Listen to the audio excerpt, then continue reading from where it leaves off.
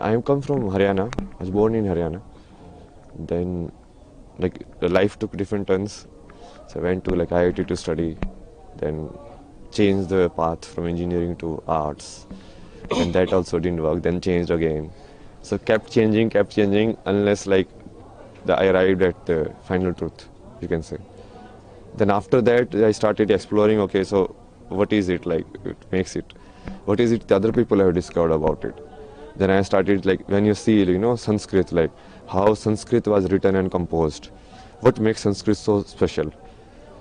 So if you see, the Maheshwaraya Sutra, like this Panini says, like he was in meditation.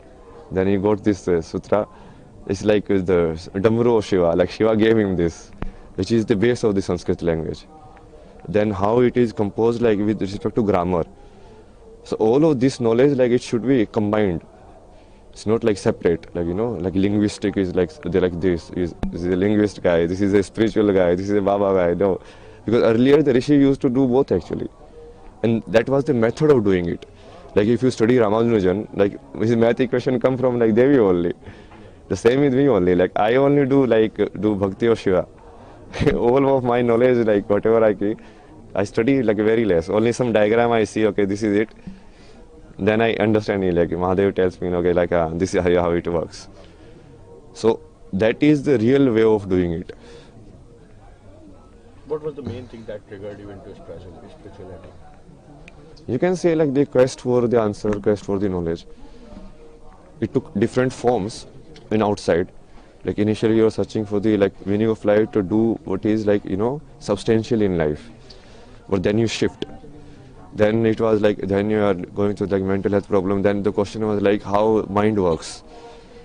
How do you get rid of these unwanted thoughts in your mind?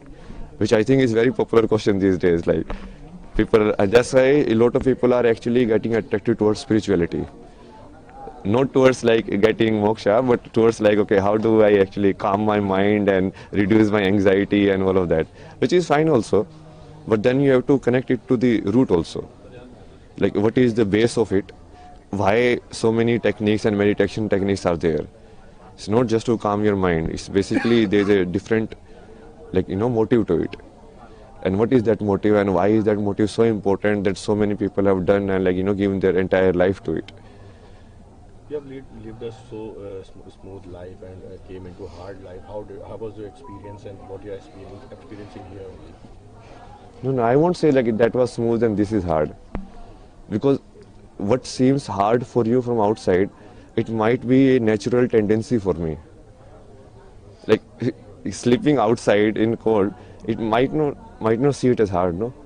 I might see like sleeping in a closed Delhi place where there is no air, polluted air, no light coming. You don't even know when sun rises, sun don't rises. That I will consider hard, because then you are completely lost connection with the environment. Now here at least you are with the nature, so it's much better, much easier than staying in completely closed cities and like that life. So it's a perspective. Like that was hard and like this is like easy, or like that was easy, this is hard. For me, it's like same only. You was an aero engineer, which is so hard. And so, did that help you to connect with spirituality or astrology or anything else? Not really, but it does develop your logical thinking, reasoning capabilities.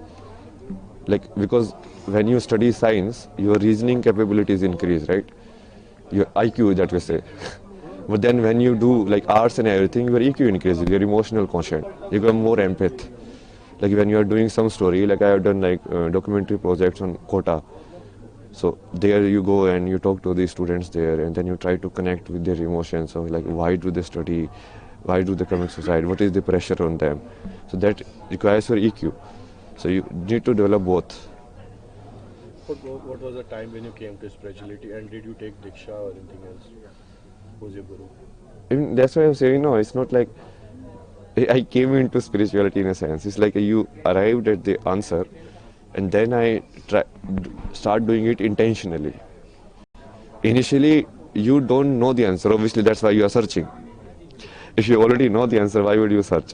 So initially, you don't know the answer, but after knowing the answer, or after experiencing the answer, the much better words, then you like start seeing, okay, what is the scope of it, how far it extends, how many different ways it can be done, and then you start reading all of these different forms. Okay, this is how they have created Bharatanatyam, this is how they have created like Sanskrit, this is how they have created like all of these astrological charts, this is how, you know, the Rashi, which is say the signs, the 12 signs, these works. So then you start seeing, okay, how, so this was the base of it. You got the answer? Yeah. What was the answer? Answer to what? Moksha or No, moksha you cannot which you see. were searching? See, moksha is finally basically when there is no body. Right now, it's not complete liberation in a sense. Complete liberation means that you are not in this world. You are liberated. Right? So you won't take birth only. If you don't have any karmic attachment to the world, then you will just go back. So that will happen in the end, like complete moksha that you are saying, complete mukti, like liberation. Your name? Abhay Singh.